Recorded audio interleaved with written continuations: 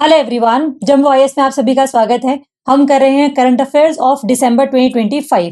अभी तक हमने पार्ट 1 पार्ट 2 डिस्कस किया है। आज हम करेंगे पार्ट 3। लेकिन जिन बच्चों ने सिर्फ पार्ट 1 और पार्ट 2 देखा है और रिवाइज नहीं किया है नोट से, उनको पार्ट 3 देखने का कोई भी बेनिफिट नहीं मिलेगा, क्योंकि ऐसे करते करते तो हम बहुत सारी वीडियोस देख डालेंगे लेकिन हमें चीजें याद नहीं रहेंगी। तो बस एग्जाम में ये होगा कि हाँ, कहीं सुना सुना सा तो है ये, लेकिन एक्चुअल में याद नहीं आएगा आप लोगों को वो। तो पहले वीडियो देखो, फिर रिवाइज करो, और अगर कोशिश करो कि एमसीक्यूज भी हो जाए तो बहुत ही अच्छी बात है। ठीक है, तो आज हम शुरू करेंगे पार्ट 3। चलो स्टार्ट करते हैं without wasting any time. Number 1 है हमारा, महाराष्ट्र ने एक वर्ल्ड रिकॉर्ड स्टैब्लिश किया है इन सोलर पावर डिप्लॉयमेंट।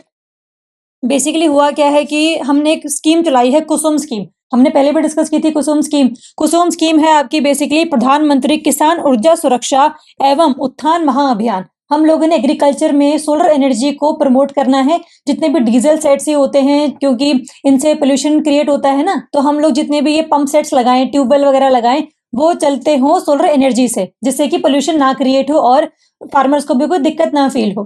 तो यही करने में जो महाराष्ट्र है उसने एक गिनीज वर्ल्ड रिकॉर्ड्स में अपना नाम बनाया है, क्योंकि इसने 45911 of grid solar agriculture pumps हैं वो स्टैब्लिश किए हैं। ऑफ ग्रिड का मतलब है कि ये किसी ट्रांसफार्मर से अटैच नहीं है, ऑफ ग्रिड है ये। और सोलर एग्रीकल्चर पंप्स हैं, ये सारे जो पंप हैं वो सोलर एनर्जी से चल रहे होंगे, सोलर पैनल्स से बेसिकली चल रहे होंगे। ठीक है, तो हर एक घर का जो है अपना एक सोलर पैनल हो सकता है, जिससे बिजली क्रिएट होती है और उस पूरे घर में यूज होती है। तो उसको हम कहते हैं ऑफ ग्रिड, जिससे किसी भी तरीके से ट्रांसफार्मर से अटैचमेंट नहीं करनी पड़ती। ठीक है, अगर आपके पास एनर्जी काफी ज्यादा प्रोड्यूस हो गई है, क्रिएट हो गई है, तो आप उसको डिस्कॉम कंपनीज के थ्रू आगे बेच सकते हो। लेकिन अगर आप नहीं चाहते तो उसका भी कोई इशू नहीं है। ठीक है, तो महाराष्ट्र का जो नाम है वो आपने ध्यान रखना है। और ये जो सारी चीजें हैं वो किसके अंडर हुई हैं? पीएम कुसुम स्कीम के अंडर हुई हैं। ये इसका है कैटेगरी बी। देखो, इसमें दो चीजें हैं कि भाई हम जितने पंप सेट्स लगाएं वो सोलर एनर्जी चलते हुए होने चाहिए, और जितनी बिजली फार्मर्स क्रिएट करें, जो यूज करें बेसिकली, वो सारी आनी चाहिए फ्रॉम सोलर एनर्जी ओनली। किसी भी तरीके से हम कोल को बर्न ना करें in thermal power plants to produce electricity. तो महाराष्ट्र का नाम ध्यान रखना है, कुसुम स्कीम ध्यान रखनी है, और क्या बेसिकली इसकी जो स्टेट वाली स्कीम है दैट इज मेघल तयाला सौर कृषि पंप योजना, ये महाराष्ट्र वाली है। बस इसका नाम नहीं भी याद करोगे तो भी ऐसी कोई दिक्कत नहीं है, बट कुसुम स्कीम अगर नहीं ध्यान है तो दिक्कत फील हो सकती है। ठीक है, चलिए नेक्स्ट हम बात करेंगे। अनंत अंबानी को मिला है ग्लोबल ह्यूमन सोसाइटी की तरफ से एनिमल वेलफेयर अवार्ड। ये जो ग्लोबल ह्यूमन सोसाइटी है, ये एक इंटरनेशनल एक्सटेंशन है of American human society. America की बेसिकली सोसाइटी है, उसी का ही आगे ग्लोबल वर्जन है, जिसको एस्टैब्लिश किया गया था 1877 में। ठीक है, ये बेसिकली एक ऐसी ऑर्गेनाइजेशन है जो एनिमल्स के वेलफेयर के लिए काफी सारा काम करती है। जैसे इलीगल ट्रैफिकिंग वगैरह होती है एनिमल्स की, उसको रोकने में काफी ये हेल्प करती है। और जो इंसान ये सब करने में हेल्प करता है वो उसको अवार्ड भी प्रोवाइड करती है। तो क्योंकि अनंत अंबानी का एक इनिशिएटिव है which is called wild life conservation initiative, जिसका नाम है वनतारा, इसको अभी काफी रिकॉग्नाइज किया जा रहा है बिकॉज ऑफ दिस अवार्ड। ठीक है, तो एक तो ये इंपॉर्टेंट हो गया हमारे पास। और ये जो अवार्ड की खास बात और क्या है कि भाई ये पहली बार जो है अनंत अंबानी को मिला है, और ये बन चुके हैं youngest and first Asian recipient of this prestigious global honour. पहले एशियन है और सबसे यंगेस्ट भी है। ठीक है, तो बहुत सारी न्यूज हम लोगों ने सुनी हुई है इनके बारे में, वनतारा को भी बहुत सारे लोग जानते ही हैं। बस याद करना है कि इनको एनिमल वेलफेयर जो ये करते हैं उसके लिए अवार्ड से भी सम्मानित कर दिया गया है बाय ग्लोबल ह्यूमन सोसाइटी, या फिर हम कह लें कि it is the international extension of American human society.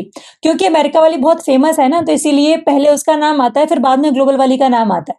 ठीक है, चलिए नेक्स्ट बात करेंगे एआई स्मार्ट ग्लास।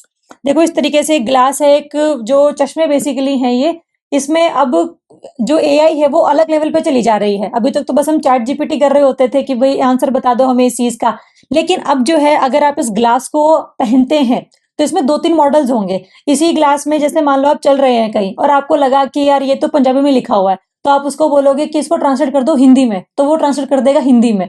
अगर आपको कहीं रास्ता नहीं पता है, आपने ग्लास पहना हुआ है, आप बोलोगे कि मुझे महाराष्ट्र की तरफ ले चलो, तो जो पूरा मैप है वो आपकी आंखों के आगे से पूरा दिखा देगा ये। तो नेविगेशन में, ट्रांसलेशन में काफी हेल्प करेगा एआई स्मार्ट ग्लास। दूसरा मॉडल भी है इसका एक कि भाई इसमें सिर्फ कैमरा है, स्पीकर है, आपने बोला कि मुझे गाना चला दो तो वो गाना चला देगा, वो वाला आपके मोबाइल से, आपकी कार से कनेक्ट हो जाएगा। तो ये सारे जो सारे काम हैं ये कर रहा है इस टाइम पे गूगल, और इसने बोला है कि भाई हमारा जो फर्स्ट एआई स्मार्ट ग्लास आएगा वो 2026 में आ जाएगा। ठीक है, इस तरीके से होगा ये। और ये जो 2 मॉडल्स हैं गूगल डेवलप कर रहा है इन कोलैबोरेशन विद, अकेला नहीं कर रहा है, सैमसंग हो गया, जेंटल मॉन्स्टर हो गया और वॉर्बी पार्कर, ये 3 कोलैबोरेशन में भी हैं गूगल के। एक तो ये ध्यान रख लिया हम लोगों ने। दूसरा, 2 मॉडल बनेंगे ना, एक मॉडल तो क्या होगा, स्क्रीन फ्री असिस्टेंस होगा। इसमें सिर्फ क्या होंगे, कैमरास होंगे, स्पीकर्स होंगे और माइक्रोफोन्स होंगे, जो जेमिनाई से लोगों को बात करने में बड़ी हेल्प करेगा। जैसे आपको चलते चलते कुछ बात पूछनी है जेमिनाई से, तो आपने बस बोला और उसने वो सुना और उसका जवाब आपको दे दिया, जस्ट लाइक एलेक्सा जो हम घरों में बेसिकली रखते हैं, अमेजोन वाला। एक तो वो है। दूसरा है आपका दूसरा मॉडल जिसमें इनलेस डिस्प्ले होगा, जिसमें private overlay such as navigation prompts, translation captions, ये सब भी आएंगे। तो धीरे धीरे आगे बढ़ेगा, पहले कैमरा, माइक्रोफोन और स्पीकर वाला मॉडल आएगा, बाद में ये ट्रांसलेशन प्लस नेविगेशन वाला भी आ जाएगा। लेकिन अगर ये अभी 2026 में आ जाए तो ये बहुत ज्यादा आश्चर्यजनक बात है नहीं, क्योंकि जितना एआई इस टाइम पे डेवलप हो चुका है, अब किसी भी लेवल पर ये जा सकता है। ठीक है, तो बस आपको कंपनी ध्यान रखनी है और ध्यान रखना है कि ये कब आएगा और ये बेसिकली है क्या, थोड़ा सा इसके बारे में इंफॉर्मेशन होना चाहिए। चलिए नेक्स्ट है एम नाश। देखो ये बेसिकली क्या है, नाश जो है पहली बार यूएसए की तरफ से फूड एंड ड्रग एडमिनिस्ट्रेशन ने इसको अप्रूव कर दिया है, क्योंकि ये पूरे वर्ल्ड का सबसे पहला एआई बेस्ड टूल बना है जो आपके लिवर में अगर कोई भी परेशानी है, इंजरी है, इन्फ्लेमेशन है, उसको डिटेक्ट करने के काम आएगा।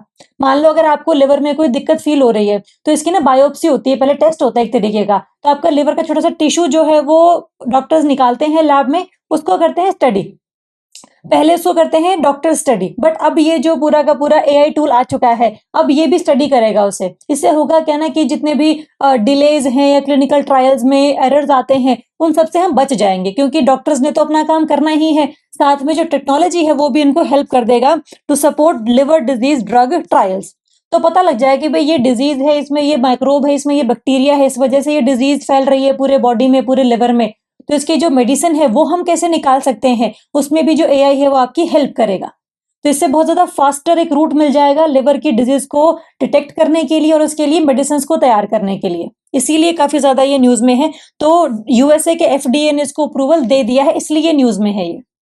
ठीक है, दूसरा पूरा इसमें यही बताया गया है कि भाई चाहे उसमें इन्फ्लेमेशन हो, चाहे फाइब्रोसिस की स्टेज पर हो, वो सबसे अल्टीमेट स्टेज होती है लिवर की डिजीज की फाइब्रोसिस, जहां पर लिवर जो है काफी फैटी हो जाता है, काफी उसमें इन्फ्लेमेशन आ जाती है और इस तरीके से लिवर काम करना बंद कर देता है और आपको लिवर ट्रांसप्लांट कराना पड़ता है, जो कि इंडिया में सिर्फ चेन्नई में इस टाइम पर पॉसिबल है। तो it is very difficult to transplant the liver, इसीलिए लिवर को ठीक करना हमारे लिए बहुत ज्यादा जरूरी है। ठीक है, तो इसके लिए पूरा का पूरा ये न्यूज है। और ये जो मैश ट्रायल है ना, ये जो मैश ट्रायल है इसमें सारे के सारे इंडिपेंडेंट डॉक्टर्स काम करते थे, लेकिन अब जो है इस बॉटलनेक को रिड्यूस कर दिया गया है by this and because it is AI generated. ठीक है, इनके फुल फॉर्म्स बेसिकली नहीं आएंगे, बस आपको ध्यान रखना है AIMNASH। अगर आप चाहते हैं फुल फॉर्म्स को पढ़ना, वैसे तो हमारे लिए इंपॉर्टेंट नहीं है, बट अगर आप थोड़ा डिटेल करना चाहते हैं इसके बारे में स्टडी, तो आप गूगल कर सकते हैं इसको। ठीक है, चलिए नेक्स्ट हम बात करेंगे, यूपीआई जो है वर्ल्ड का सबसे लार्जेस्ट फास्ट पेमेंट सिस्टम बन चुका है, और ये हम नहीं कह रहे हैं, मोदी जी नहीं कह रहे हैं, ये कह रहा है IMF, international monetary fund. Basically हम लोगों ने सबने देखा ही है कि यार जितने वेंडर्स हैं हमारे आसपास, चाहे वो सब्जी वाले हैं, चाहे वो मूंगफली वाले हैं, कोई भी है, उन सबके पास स्कैनर होता है। हम 2-2, 3-3 रुपए, 5-5 रुपए भी यूपीआई कर रहे होते हैं। तो इसी वजह से जो है इंडिया पूरे ग्लोब में अगर 100 रुपए की ट्रांजैक्शन होती है थ्रू यूपीआई, तो हम लोग करते हैं अराउंड 49%। तो इंडिया है तो सिर्फ पॉपुलेशन का सिर्फ 17% के अराउंड, लेकिन जो ट्रांजैक्शंस हैं यूपीआई के थ्रू उसमें है हम लोग 49% पे।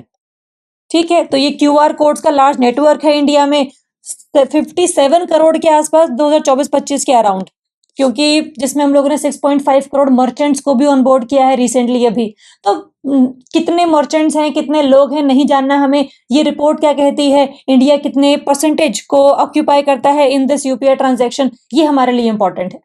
ठीक है, चलिए नेक्स्ट हम बात करेंगे second WHO traditional medicine summit begins in new Delhi. New Delhi में भारत मंडपम में ये जो सेकेंड समिट है WHO की ट्रेडिशनल मेडिसिन की, वो इस्टेब्लिश की गई है। बेसिकली क्या है ना कि होस्ट की गई है, नॉट इस्टेब्लिश की गई है। ये 3 डे की समिट थी। ट्रेडिशनल मेडिसिन बेसिकली होती हैं जहां पर हम जितने भी जड़ी बूटियां वगैरह हैं, जो आयुर्वेदा है, उसके थ्रू डिजीजेस को ठीक करने में विश्वास रखते हैं, है ना। वैसे तो ये जो पूरा सेंटर है पूरे वर्ल्ड का, ये है आपका गुजरात के जामनगर में भी। It is the WHO global centre for traditional medicine. और जो पूरा WHO है वो ये चाहता है कि हम जो ट्रेडिशनल मेडिसिन है ना, जो ट्रेडिशनल नॉलेज है लोगों की, जैसे पहाड़ों में जो लोग रहते हैं उनको पता होता है कि अगर ये बीमारी हो गई है तो ये जड़ी बूटी लगा लो, तो उसको यूज कर रहे हैं हम लोग। और 2025 से लेकर 2034 तक हमें डिकेड बना रहे हैं कि हम लोग जितने भी ये केमिकल बेस्ड मेडिसिन है ना, उनसे अपना पीछे छुड़वा ले और ट्रेडिशनल की तरफ हम ज्यादा चले जाएं। तो वो हमारा बेसिकली मकसद है, ठीक है। इसकी थीम भी थी, थीम है इसकी restoring balance the science and practice of health and wellbeing. सिर्फ ना तो केमिकल बेस्ड हमें सारी मेडिसिन चाहिए है, ना सिर्फ ट्रेडिशनल हमें चाहिए, बिकॉज इतनी ज्यादा अगर वो इफेक्टिव होती तो हमारे को केमिकल वाले की तरफ जाना ही नहीं पड़ता, है ना। तो एक बैलेंस था बना होना चाहिए साइंस और ट्रेडिशनल मेडिसिन में। वही बेसिकली हमारी थीम थी इसकी। और ये सिर्फ WHO की ही नहीं है, बल्कि मिनिस्ट्री ऑफ आयुष भी इसको कोलैबोरेशन में ऑर्गेनाइज करता है, ठीक है। तो ये सेकंड समिट थी, बस आपको ये ध्यान रखना है, इतना ही हमारे लिए इंपॉर्टेंट है। न्यू दिल्ली में हुई है, ये इंपॉर्टेंट है। नेक्स्ट हम बात करेंगे, यूनेस्को ने दिवाली को इंटेंजिबल कल्चरल हेरिटेज लिस्ट में डाल दिया है और इसको मिलाकर टोटल इंडिया में 16 ऐसी कल्चरल हेरिटेज हो चुकी हैं जो इस लिस्ट में एडेड हैं अब, ठीक है। दिवाली सबसे लेटेस्ट है, 16 है ये। जो आपकी 2023 में गरबा गुजरात का हम लोगों ने इसमें ऐड किया था, हमने नहीं, यूनेस्को ने ऐड किया था। 21 में कोलकाता की दुर्गा पूजा ऐड हुई थी एंड 2017 में कुंभ मेला ऐड हुआ था। इसके अलावा जो है ये 12 की 12 भी हैं जो हमारे लिए इंपॉर्टेंट है, बस पता होनी चाहिए। एग्जाम में अगर आ जाए कि भाई 4 दी हुई हैं, बताओ कि इसमें से कौन सी इस लिस्ट में है कौन सी नहीं है, तो बस पता हो अपने को, है ना। तो इसमें आपका ये कुटियट्टम है, ट्रेडिशनल ऑफ वैदिक चैंटिंग है, Ramlila, Ramman, Chhau dance, Kalbelia dance, Mudiyettu, Buddhist chanting, Sankirtan, Navroz, yoga, Punjab के craft of brasses and etcetera. तो ये सारे जो हैं 16 के 16 ये इस लिस्ट में आते हैं। आपको एक बार ये सुने हुए होंगे आप लोगों ने, क्योंकि ये बहुत टाइम से ऐड होते चले जा रहे हैं। तो दिवाली 16 है ना, तो जब भी ये कोई नया ऐड होता है ना तो बहुत ज्यादा न्यूज बनती है उसकी। तो बस ये ध्यान रखने हैं, आपने नाम सुना सुना होगा तो आप उसको टिक कर देंगे। जो रिसेंट वाला है वो है दिवाली, ठीक है। नेक्स्ट हम बात करेंगे blue notice. Blue notice news में था क्योंकि ये एक नोटिस है जो इंटरपोल निकालता है, which is international police. Goa का आप लोगों ने फायरिंग इंसिडेंट सुना होगा जिसमें जो 2 भाई हैं सौरभ एंड गौरव लूथरा, ये भाग गए थे टू थाईलैंड, है ना। तो इसीलिए इनकी पूरी मूवमेंट को ट्रैक करने के लिए इंटरपोल ने ये नोटिस जारी किया था। ये एक अरेस्ट वारंट नहीं है, लेकिन हाँ अगर आपके देश में ये लोग रहते हैं तो इसकी जानकारी जो है आप इंडिया को दे दें या फिर किसी और कंट्री को दे दें जो इंडिया को बेसिकली बता दे, तो एक इन्वेस्टिगेशन हम शुरू कर सके। क्योंकि जब तक हमारे पास ये लोग ही नहीं होंगे तब तक हम इन्वेस्टिगेशन कर नहीं पाएंगे कि वो गोवा में जो फायर इंसिडेंट है वो हुआ क्यों, कौन से एहतियात थे जो नहीं बरते गए थे, जितने लोगों की जाने गई वो कैसे और बच सकती थी, है ना। तो ये इंपॉर्टेंट है हमारे लिए। ब्लू नोटिस न्यूज में आएगा तो ध्यान रखना कि ये कोई अरेस्ट वारंट नहीं है, बल्कि ये सिर्फ एक पुलिस एजेंसी इसको सपोर्ट करता है इन ट्रैकिंग सस्पेक्ट अक्रॉस बॉर्डर्स, कि इंडिया में जो नहीं है वो अगर बाहर चला गया है तो वो कहाँ कहाँ जा रहा है, पुलिस एजेंसीज आपस में एक दूसरे के साथ कोऑर्डिनेट कर लेती है, ठीक है। चलिए नेक्स्ट बात करेंगे, इंडिया की पहली हाइड्रोजन पावर जो ट्रेन है वो इंट्रोड्यूस कर दी गई है और ये की गई है हरियाणा में। हरियाणा में जींद और सोनीपत का जो रूट है 90 किलोमीटर का, वहां पर ये ट्रेन चलेगी। और ये ट्रेन कैसी है, हाइड्रोजन पावर्ड है। किसने बनाई है, ICF Chennai, integrated coach factory Chennai ने इसको बनाया है और ये पूरी की पूरी इंडिया के अंदर बनी है। तो ये आत्मनिर्भर भारत को और बड़े लेवल पे लेकर चली जाती है।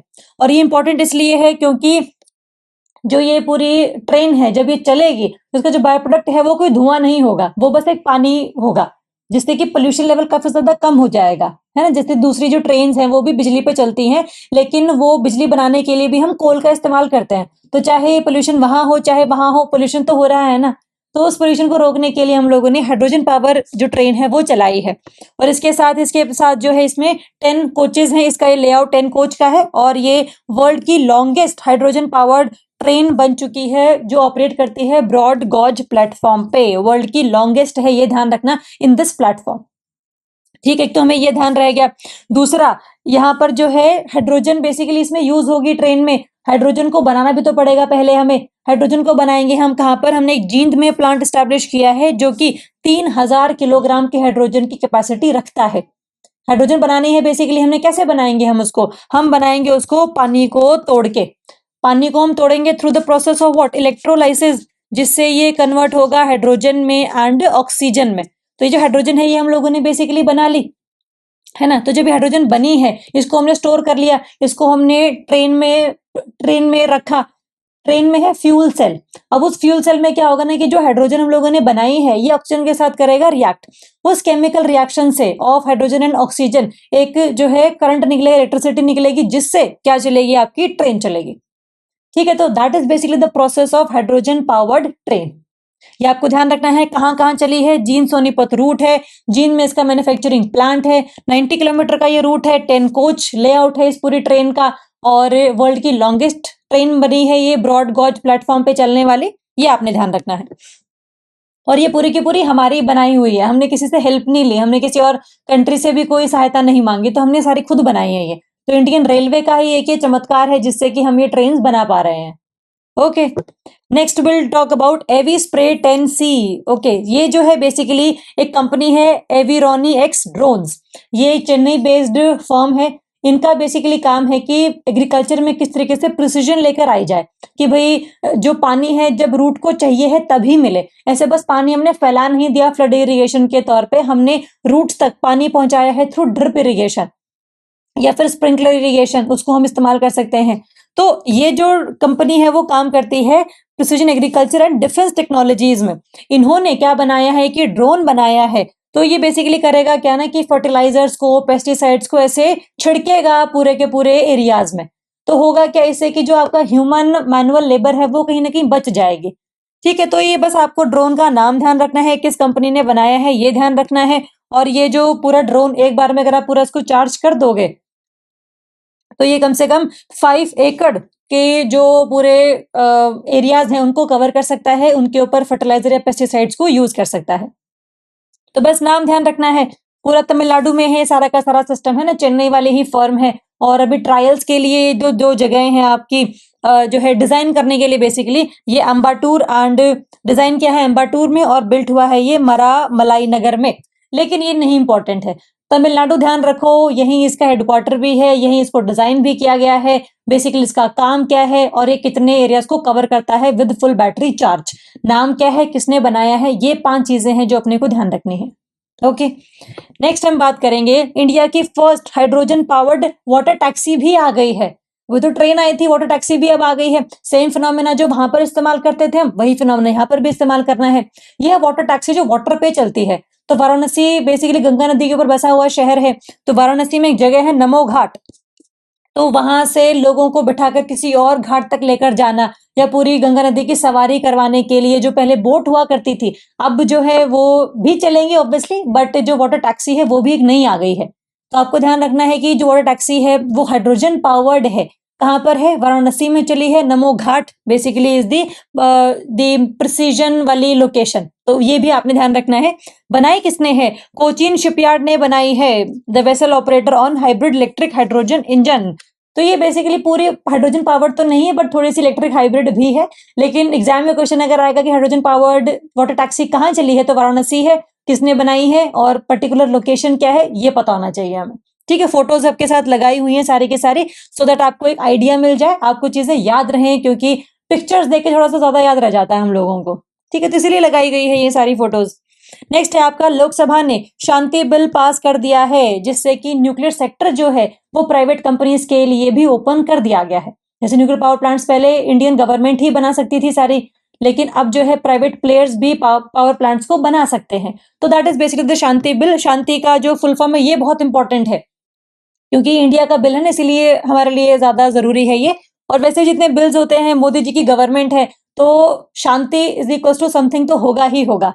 पहले नाम सोचा गया होगा, उसके बाद उसकी फुल फॉर्म सोची गई होगी। ठीक है, तो ये sustainable harnessing and advancement of nuclear energy for transforming India. India को ट्रांसफॉर्म करना है, क्योंकि इंडिया में जो बिजली है वो बनती है कोल से या सोलर से या विंड से, बट मैक्सिमम बनती है कोल से। हम चाहते हैं सोलर विंड के साथ न्यूक्लियर भी हम लोग ऐड करें उसमें, और 2047 तक आते आते हम कम से कम जो बिजली है वो 100 गीगावाट की तो प्रोड्यूस कर रहे हो from are nuclear resources.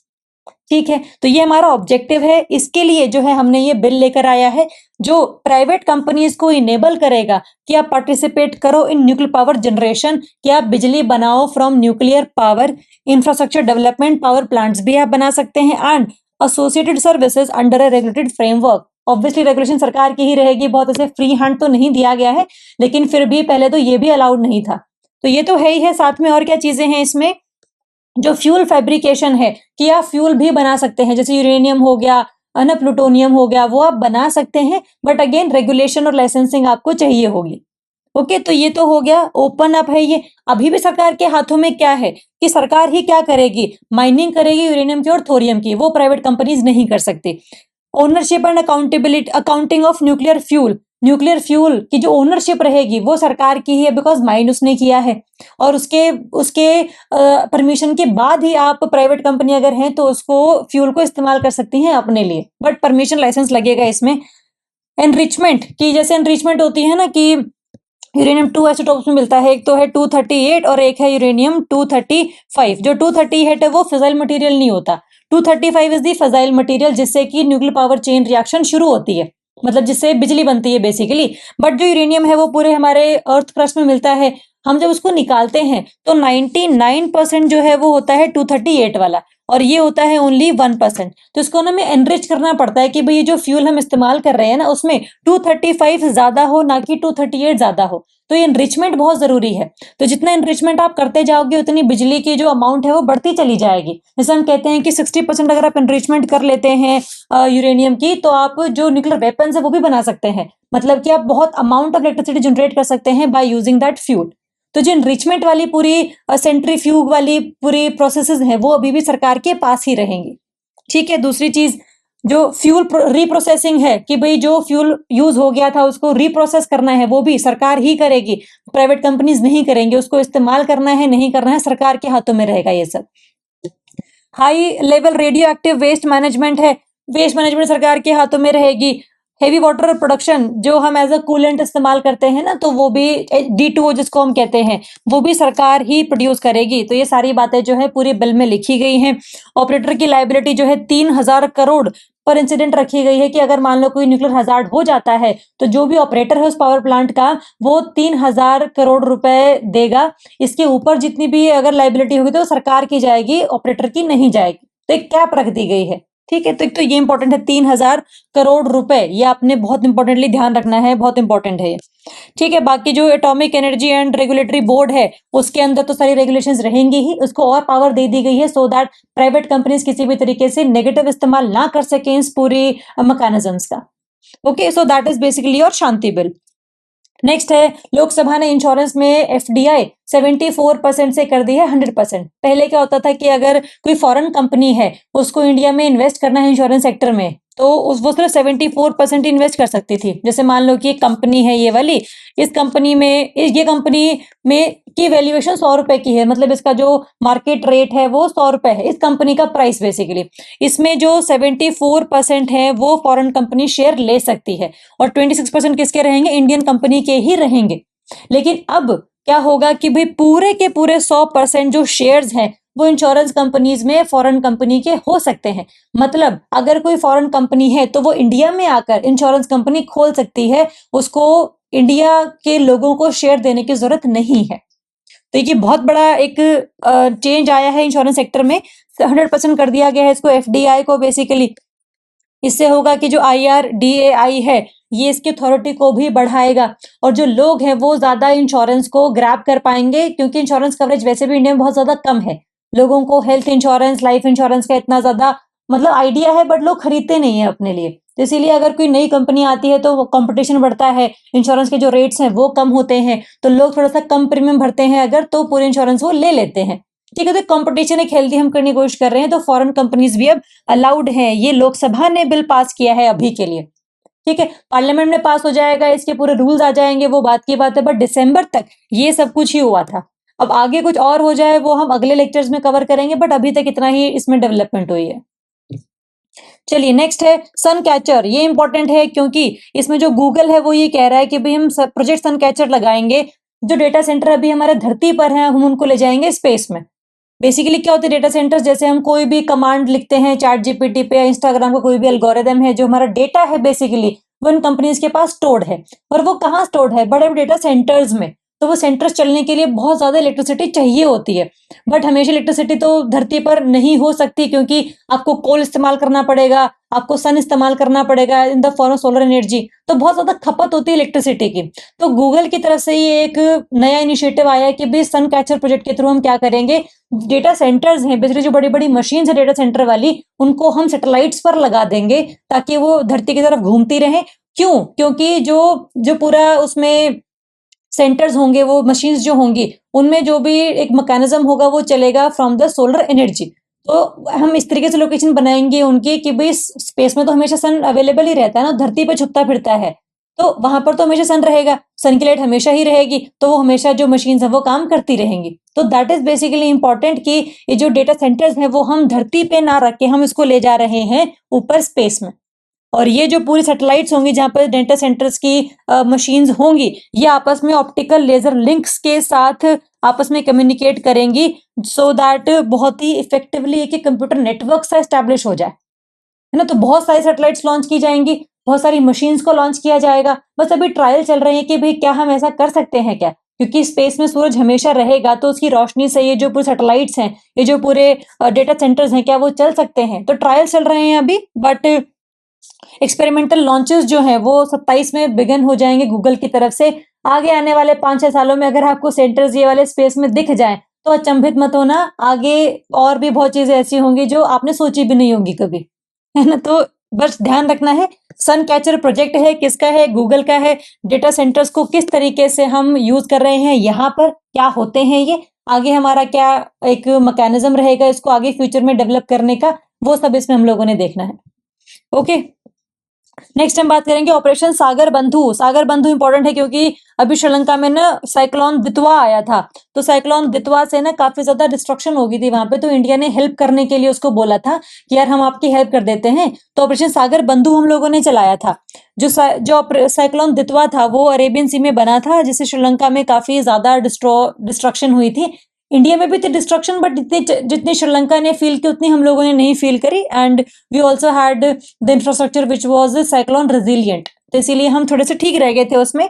Cyclone डिटवा का जो नाम है ये दिया था श्रीलंका ने ही, ठीक है। सागर बंधु जो ऑपरेशन है वो इंडिया का है, ठीक है, तो बस ये ध्यान रखना है, इंपॉर्टेंट है ये वाला। नेक्स्ट हम बात करेंगे, इंडिया जो है आर्टिफिशियल इंटेलिजेंस के कंपटीशन में 3rd नंबर पर है आफ्टर यूएसए एंड चाइना। तो लोगों को लगता है कि इंडिया तो मिडिल इनकम कंट्री है, इन पे कहाँ ही एआई डेवलप हो पाएगी, लेकिन यूएस चाइना के बाद इंडिया 3rd नंबर पर है। बाकी रशिया, जर्मनी, फ्रांस कहीं एग्जिस्ट नहीं करते इंडिया के लिए, क्योंकि जो इनोवेशन आप इंडिया के लोगों में देखोगे एआई के regarding, you will feel shocked कि यार ऐसा सोचा जा सकता है क्या किसी के भी द्वारा। तो ये एआई का जो बेसिकली एक ट्रेंड है इंडिया में काफी ज्यादा चल रहा है, और ये जो रिपोर्ट है ये हम लोग खुद नहीं बोल रहे हैं, ये स्टैनफोर्ड यूनिवर्सिटी की एक रिपोर्ट है जिसका नाम है ग्लोबल एआई वाइब्रेंसी टूल, ठीक है। तो यूएस चाइना पहले 2 हैं, फिर है इंडिया 3rd नंबर पे, और ये जो पूरी रिपोर्ट है वो डेवलप होती है on the parameters of R&D, research and development, की कितना एआई हमारे यहाँ पर डेवलप्ड है, हम कितना स्टार्टअप के तौर पे उसको यूज कर रहे हैं, हम कितना ज्यादा उसमें और इनोवेशन लेकर आ रहे हैं, टैलेंट कितना है यहाँ के लोगों में, सरकार कितना इन्वेस्ट कर रही है उसमें, पॉलिसी क्या है कि एआई का यूज कैसे होगा, मिसयूज अगर होगा तो उसको बचाया कैसे जाएगा, एंड इंफ्रास्ट्रक्चर इंडिकेटर्स की भाई एआई के बाद जो भी आप ये कमांड्स वगैरह दोगे, इसमें जो डेटा स्टोर होगा उसके रिगार्डिंग जो इंफ्रास्ट्रक्चर आपको चाहिए होगा, क्या वो आपके पास है क्या। तो ये कुछ 5 पैरामीटर्स हैं जिसपे इंडिया काफी ज्यादा खरा उतरा है विद यूएसए एंड चाइना, ठीक है। चलिए नेक्स्ट बात करेंगे, कविता चंद जो हैं ये बन चुकी हैं, ये है उत्तराखंड से, जो अभी रिसेंटली न्यूज में थी क्योंकि इन्होंने अंटार्कटिका की जो हाईएस्ट पीक है माउंट विंसन उसको सबमिट कर लिया था सक्सेसफुली, ठीक है। तो आपको नाम ध्यान रखना है कविता चंद, ये अल्मोड़ा उत्तराखंड वाले एरिया से हैं। अगर इसके साथ हमें एक और चीज जाननी होगी तो हो गया अंटार्कटिका का माउंट विंसन मैसिव। इसके अलावा 7 समिट हम बोलते हैं कि भाई एक तो एशिया का सबसे हाईएस्ट माउंटेन जो है माउंट एवरेस्ट, फिर आता है नॉर्थ अमेरिका का सबसे हाईएस्ट माउंटेन देनाली, इसको माउंट देनाली बोलते हैं, माउंट मकिनले भी बोलते हैं, तो देनाली मकिनले कुछ भी आ जाए बस ध्यान रखना। फिर है यूरोप का एल्ब्रूज, सॉरी रशिया का है आपका एल्ब्रूज। फिर आता है आपका साउथ अमेरिका का एकोंकागुआ जो है अर्जेंटीना में। फिर आता है अफ्रीका का विच इज किलिमंजारो जो है तंजानिया में। फिर आता है आपको ऑस्ट्रेलिया जिसमें है ये कोशुस्कू, ठीक है, ये ऑस्ट्रेलिया का है। ये 7 समिट्स आपको पता होनी चाहिए क्योंकि सीधा मैच द फॉलोइंग में क्वेश्चंस आते हैं इन पे, ठीक है। तो Mount Everest, Denali, Elbrus Russia, Aconcagua, Vinson Massif Antarctica, Australia and this Africa, ये 7 कॉन्टिनेंट्स के 7 आपको नाम याद होने चाहिए। ओके, नेक्स्ट है यूनिवर्सिटी ऑफ पतंजलि को हमने क्या बोल दिया है, योगा आयुर्वेदिक क्लस्टर सेंटर, कि भाई जो भी यूनिवर्सिटी ऑफ पतंजलि है ना जो है उसको हमने बोल दिया है कि भाई आप ना आयुर्वेदा बेस्ड क्लस्टर सेंटर हो, कि जितनी भी आयुर्वेद के रिगार्डिंग इनोवेशंस या डिस्कवरीज या और स्टार्टअप्स आप शुरू कर रहे हो वो काफी ज्यादा आगे के फ्यूचर के लिए हमारे लिए बहुत इंपॉर्टेंट है, ठीक है। तो इसका बस नाम ध्यान रखना है आपने, it is officially designated as India की पहली yoga and Ayurveda based cluster centre. और ये हमारा एक इनिशिएटिव है जिसका नाम है ज्ञान भारतम मिशन, किसका है, मिनिस्ट्री ऑफ कल्चर का। तो मिनिस्ट्री ऑफ कल्चर का ज्ञान भारतम मिशन है, उसके अंदर यूनिवर्सिटी ऑफ पतंजलि है जिसको हमने डेजिग्नेट किया ऑफिशियली कि भाई आप आज से पहले इंडिया के yoga and Ayurveda based cluster centre हो, ठीक है। इससे होगा क्या ना कि जितनी भी हमारी ट्रेडिशनल नॉलेज है regarding yoga and traditional medicine उनको हम थोड़ा सा सहेज के रखेंगे, उनके ऊपर और ज्यादा रिसर्च करेंगे ताकि उनको आगे हम और डेवलप कर सके, ना कि हम उनको भूल जाए। तो ये सब का जो काम है अभी ये सब करेंगे। इसके पास ऑलरेडी जो है 50,000 एंशिएंट टेक्स्ट हैं, more than 42 lakh manuscript pages हैं, जिन्होंने 40 मैन्युस्क्रिप्ट तो रिपब्लिश भी करी हैं। तो ये सारे जो काम ऑलरेडी कर रही है यूनिवर्सिटी ऑफ पतंजलि, बट आगे और ये अच्छे तरीके से करे, इसीलिए इसको ऑफिशियली ये जो पूरा कार्यभार है वो सौंप दिया गया है, ठीक है। आपको बस मिशन का नाम ध्यान रखना है, कौन सी मिनिस्ट्री इन्वॉल्व है वो ध्यान रखना है।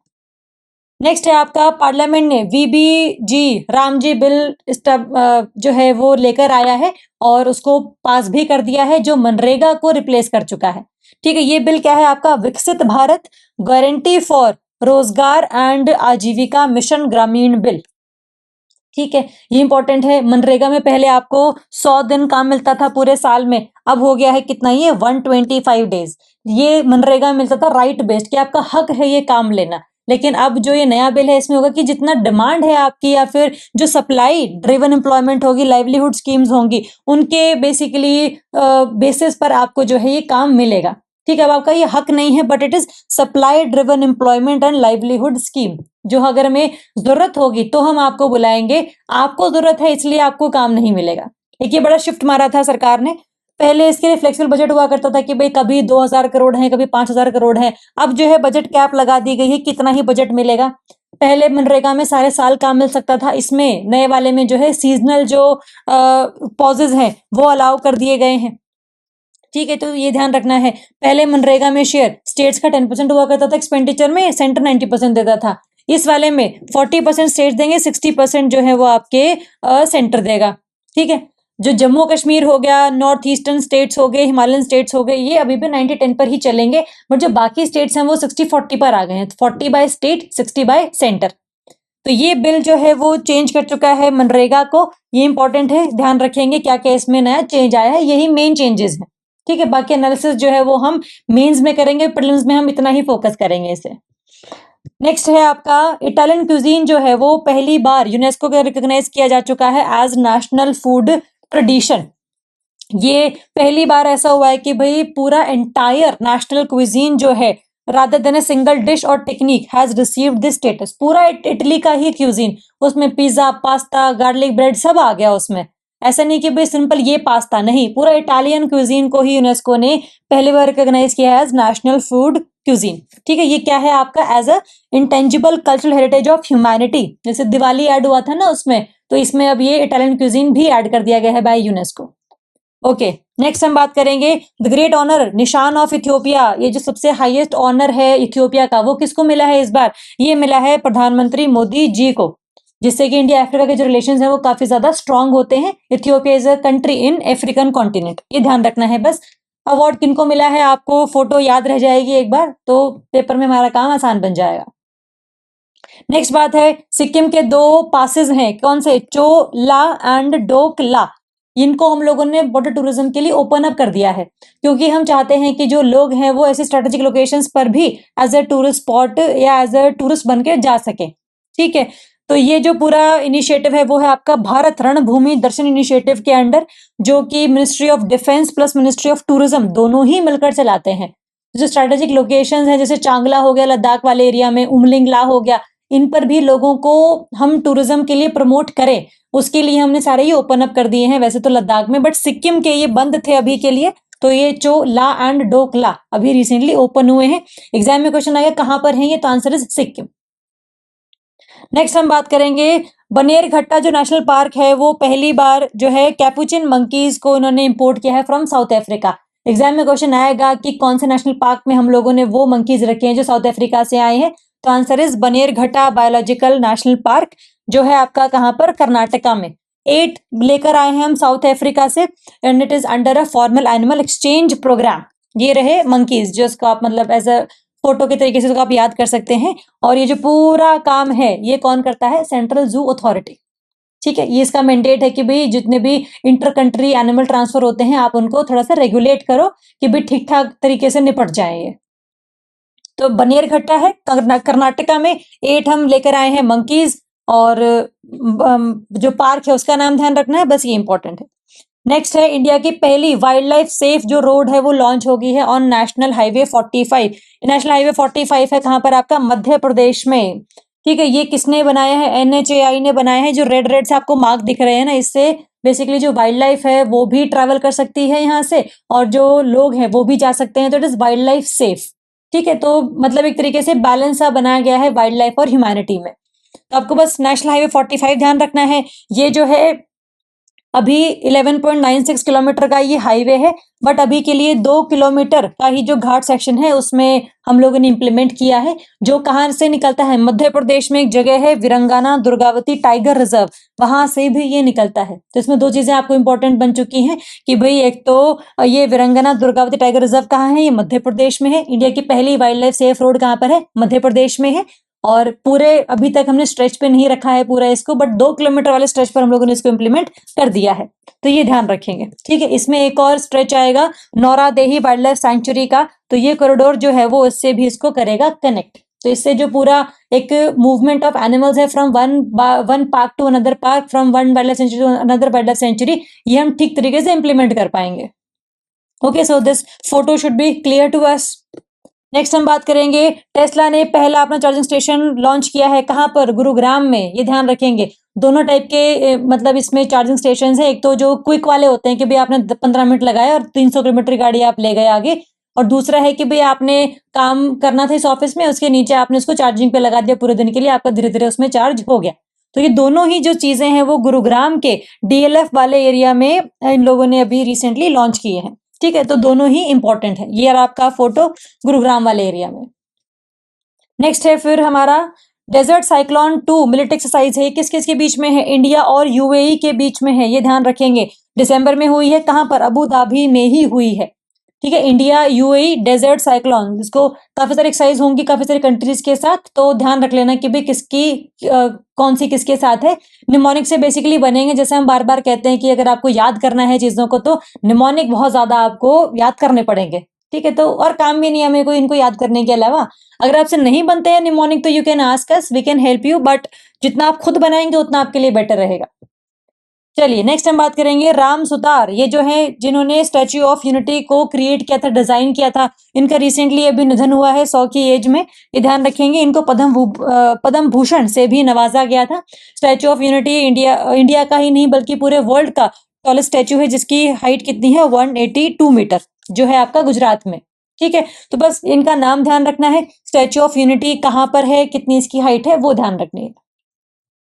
नेक्स्ट है हमारा इंडिया की पहली फॉरेस्ट यूनिवर्सिटी ओपन अप होने जा रही है गोरखपुर में, जहां पर ये सारा जितना भी फॉरेस्ट है वाइल्ड लाइफ है उसको स्टडी करेंगे। मतलब पूरी यूनिवर्सिटी उसके रिगार्डिंग ही रहने वाली है, बस उसमें कोई कोर्स नहीं है, पूरी यूनिवर्सिटी का काम ही ये है कि भी हम वाइल्ड लाइफ को किस तरीके से प्रिजर्व कर सकते हैं, कौन कौन से यहाँ पर पेड़ हैं जो इंपॉर्टेंट है, जिनको हम यूज कर सकते हैं टू मेक एनी मेडिसिन। तो वो सारी बातें जो हम यहाँ पर सीखेंगे।